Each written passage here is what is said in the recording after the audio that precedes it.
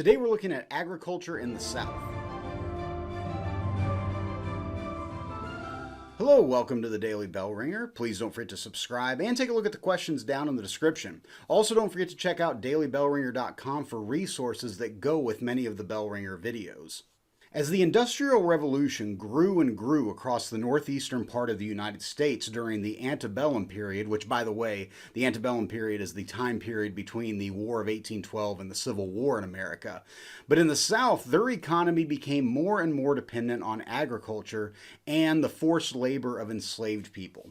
The geographic position of the United States southeast region meant that it rarely had temperatures below freezing, at least not for very long, and had long hot summers, which offered the ability to grow and harvest crops year-round. Unlike the North, where there were freezing temperatures along with shorter summers, and growing crops year-round just simply was not possible.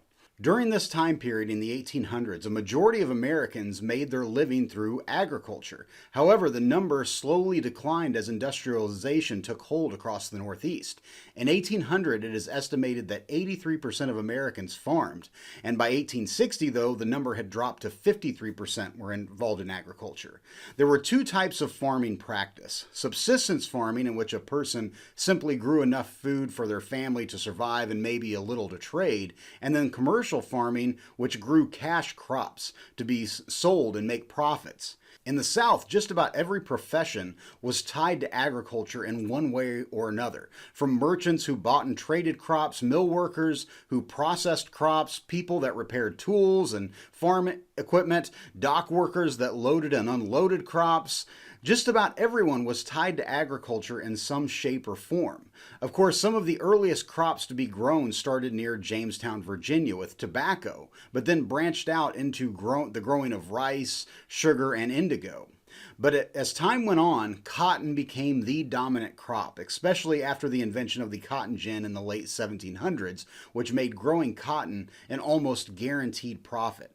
American-grown cotton fueled the Industrial Revolution in both Europe and the northeastern part of the United States, as cotton was the primary raw material needed for the growing textile industry, which was expanding rapidly after the invention of the power loom. The term "cotton is king" became the motto, as by the time of the Civil War in 1861, cotton accounted for 2/3 of the value of all United States exports. Massive plantations or large farms, many over 1,000 acres with hundreds of enslaved people, grew throughout the South, clustered near the coast or along waterways so that they could easily get their crops to market.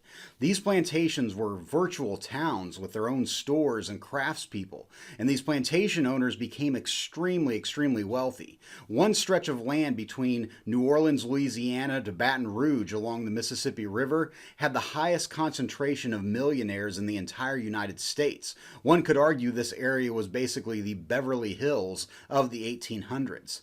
Now, even though there were many large plantations across the South, a large percentage of agriculture was done by small farmers who did not own any enslaved people.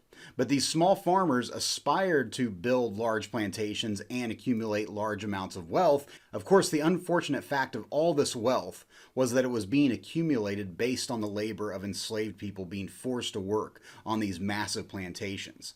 Throughout the antebellum period, the number of enslaved people in America grew to approximately 4 million. That means by the time of the Civil War, approximately 1 in every 7 Americans was owned by another American. Furthermore, as these massive plantation owners accumulated wealth, they also acquired political power and influence, which helped them to defend the institution of slavery and make sure it was maintained in order to maintain their profits. And just to give you an idea of how committed these slave owners were to the institution, in 1860, the value of all Southern land was approximately $2.4 billion. But at the same time in 1860, slaveholders had invested approximately $3 billion into the ownership of other human beings and forcing them to do labor. So Southerners were investing more money into slavery than they were into their land that they were farming, and they were not investing hardly anything into industry in the South. By the time of the Civil War, 90% of the United States manufacturing and industry was located in the North. The South's virtual one-dimensional economy built upon agriculture and the labor of enslaved people would eventually lead to war and heavily influence the outcome of the Civil War. So with that, hopefully you learned something, and thanks for watching.